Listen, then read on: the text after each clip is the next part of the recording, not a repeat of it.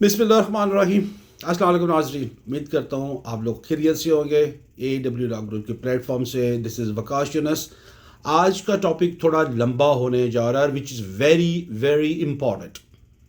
ये third time मैं लेके आया हूँ टॉपिक आपके पास, इसलिए कि मुझे every single day text messages, WhatsApp के ऊपर ईमेल्स, कॉल्स आती है स्पेशली पाकिस्तान से, और वही एक ही क्वेश्चन आता है जो कि मोस्ट रिसेंटली US गवर्नमेंट ने 75 कंट्रीज़ को पॉज किया है इमिग्रेशन स्टेटस के ऊपर, and Pakistan unfortunately is one of them.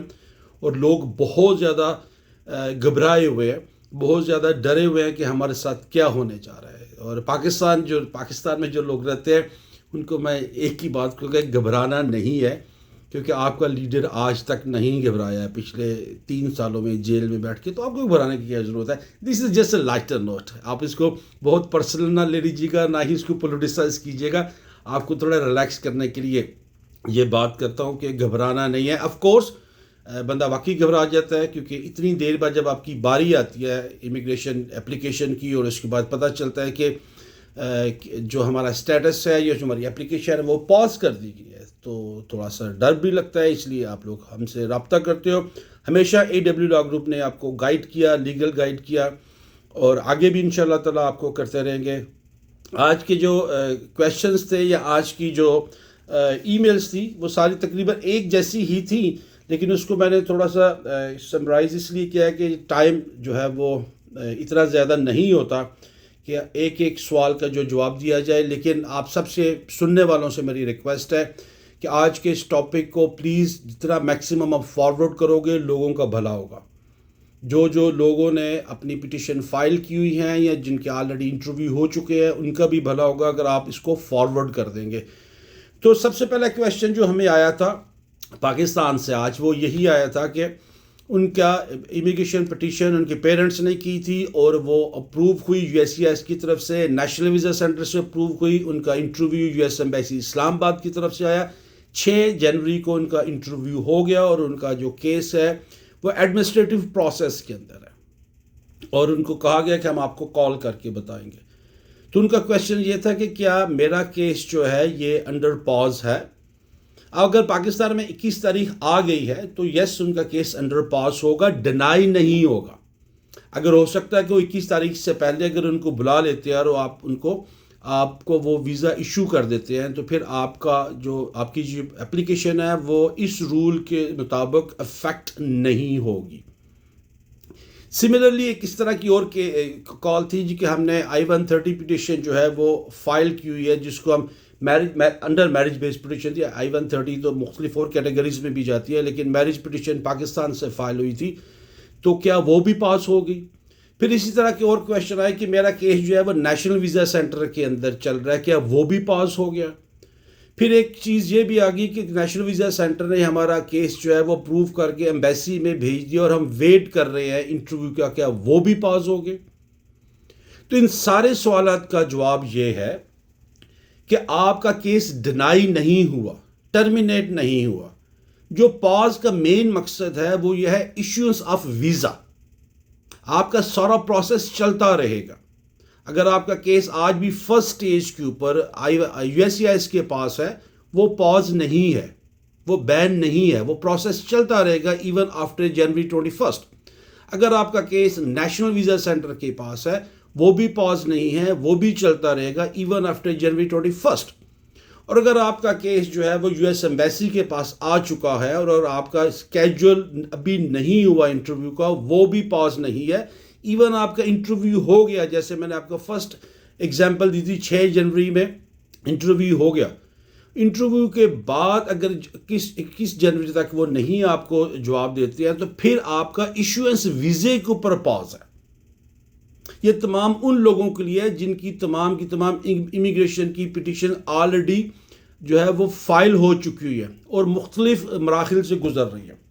फिर एक क्वेश्चन ये था कि आफ्टर जनवरी 21 क्या हम फ्रेश पिटिशन कर सकते हैं outside United states. Answer is yes. आप नई पिटिशन फाइल कर सकते हैं, फ्रेश पिटिशन फाइल कर सकते हैं। मैरिज पिटिशन होगी, आपकी सिबलिंग पिटिशन की होगी, आपकी NIW हो सकती है, आपका any name category under immigration status, वो सारी आप फ्रेश कर सकते हैं और वो पूरा प्रोसेस लेके आपके एम्बेसी तक आएगा, इंटरव्यू भी होगा। अगर उस वक्त तक भी अगर आपका कंट्री जो है वो उस लिस्ट में रहता है तो सिर्फ आपका वीज़ा इशू नहीं होगा, बाकी सारा प्रोसेस ऐसे ही चलता रहेगा। वो आपकी करंट एप्लीकेशन है या आपकी फ्रेश एप्लीकेशन है, उसके ऊपर कोई बैन नहीं है, उसके ऊपर कोई पॉज नहीं है। दूसरी बात यह है कि आपको दोबारा इंटरव्यू के लिए नहीं बुलाया जाएगा, आपको दोबारा बायोमेट्रिक्स के लिए नहीं बुलाया जाएगा, आपका ये केस टर्मिनेट नहीं हुआ, आपका ये केस डिनाई नहीं हुआ। आपको फ़र्क देखना है, डिफरेंस क्या है टर्मिनेशन में, डिनाइल में, बैन में और पॉज में। ये बहुत डिफरेंट किस्म की कैटेगरीज को आप जो है वो मिक्स करके समझते हैं कि सब दुनिया जो है ना वो लुटी की, ऐसा नहीं है। आपका ये केस पॉज है लेकिन प्रोसेस नहीं रुकेगा, प्रोसेस चलेगा। This is third time I am telling you, आपका प्रोसेस नहीं रुकेगा। इवन इंटरव्यू भी आपके कॉल होंगे, प्रोसेस नहीं रुकेगा। आपका सिर्फ पॉज कहाँ पे आएगा, जब आपकी सारी कंप्लीट हो जाएगी, इंटरव्यू भी आप पास कर लोगे, सिर्फ वीज़ा इशू नहीं करेंगे अनटिल अनलेस के इज्जत माब आसम मनीर साहब यहाँ पे आए, रिक्वेस्ट करें प्रेसिडेंट साहब से कि देखिए जी इसी थोड़े किड्डे अलाई है।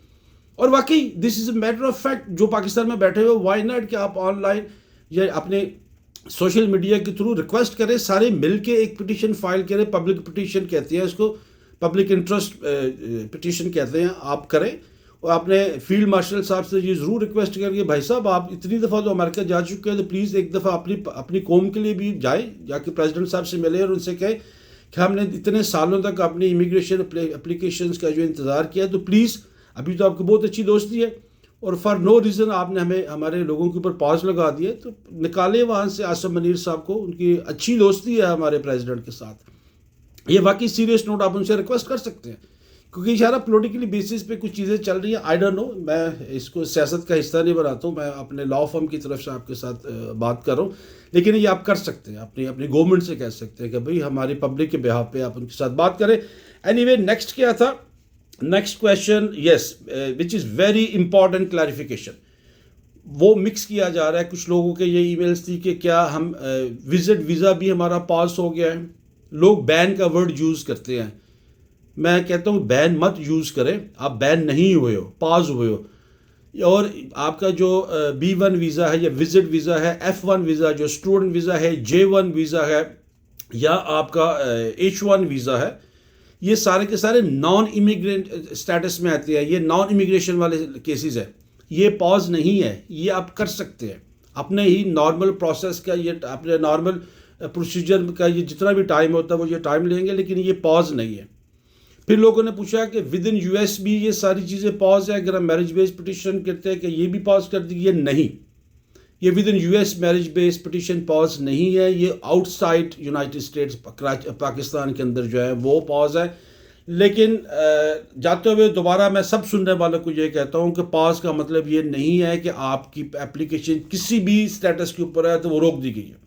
पॉज का सिर्फ यही मतलब है, आपका पूरा प्रोसेस होगा, सारी अप्रूवल होगी, सिर्फ वीज़ा इशू के ऊपर पॉज होगा। आई होप कि आप लोगों को समझ आ गई होगी। दोबारा रिक्वेस्ट करता हूँ कि इस वीडियो को आप फॉरवर्ड करें लोगों के पास, ताकि उनके अंदर जितनी भी बेचैनी है, जो सवालात हैं, वो शायद हम इस काबिल होंगे कि हम उनको हल कर सकें या एड्रेस कर सकें। बेसिकली उनकी जितने भी सोचे हैं या जितने भी उनकी ये फ़िक्र है कि क्या अब क्या होगा, कुछ नहीं होगा इंशाल्लाह, एवरीथिंग विल बी फाइन, ये टेम्प्रेरी पॉज, होपफुली ये पॉज लिफ्ट हो जाएगा।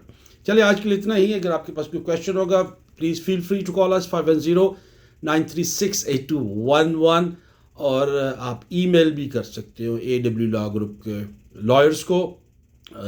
हमारी ईमेल आईडी है info@awlawgroup.com। आज के लिए इतना, इंशाल्लाह ताला कल एक नए टॉपिक के साथ आपके साथ हाजिर होंगे। अपना बहुत ख्याल रखिएगा, दुआ में याद रखिएगा, ज़िंदगी और सेहत रही तो आपके साथ दोबारा हाजिर होंगे। अल्लाह हाफिज़।